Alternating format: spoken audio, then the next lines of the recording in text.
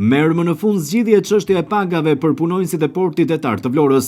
Kreu i ri i këtij institucioni, Valdet Bello, u paraqit në ambientet e portit detar të Vlorës në zyrën e tij këtë të premte, ku firmosi edhe borderot, duke hedhur kështu firmën e parë të tij në detyrën e re. Por firma këtë të premte shkoi për njohje në thesar dhe në bank dhe priten procedurat zyrtare për të kaluar më pas edhe pagat në llogaritë bankare të punonjësve. Burime zyrtare pranë portit detar të Vlorës konfirmojnë për televizionin 6+1 Vlora se pagat për punonjësit pritet të kalojnë shumë shpejt, madje brenda pak orëve, pasi kjo çështje tashmë mund të cilësohet si e tejkaluar. Merë më në fund zgjidhje problemi i punonjësve të portit detar të Vlorës. Drejtori i ri i këtij institucioni, Valdet Bello, firmën e parë e ka hedhur për pagat mëngjesin e kësaj të premteje. Kreu i ri i institucionit është paraqitur në punë gjatë ditës së premte,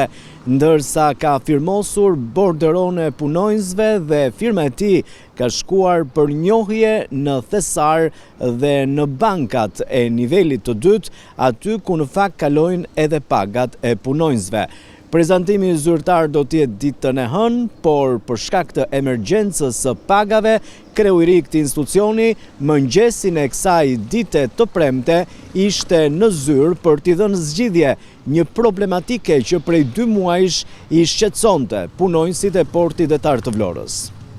Prej gati 2 muajsh punonjësit e portit detar të Vlorës kanë patur problematika me mosmarrjen e pagave. Tashmë që është emëruar edhe drejtori i ri i këtij institucioni, Valdet Bello, që këtë të premte shkoi në zyrë për të firmosur posaçërisht borderot e për të dhënë zgjidhje punonjësve, të cilët nuk kishin marrë ende pagat mujore, tashmë ata do t'i kenë shumë shpejt në llogaritë e tyre bankare. Ndërsa prezantimi zyrtar i kreut të ri të portit detar të Vlorës, Valdet Bello, pritet që të bëhet nga administratorët e përgjithshëm të portit detar dhe bordi drejtues ditën e hënë, por Bello në kushtet e një emergjence të mungesës së pagave të punonjësve, të cilët prej 2 muajsh ende nuk e kishin marrë, shkoi në zyrë këtë të premte për të hedhur firmën mbi borderot e për t'i dhënë fund kështu kësaj problematike e cila u zvarrit në kohë.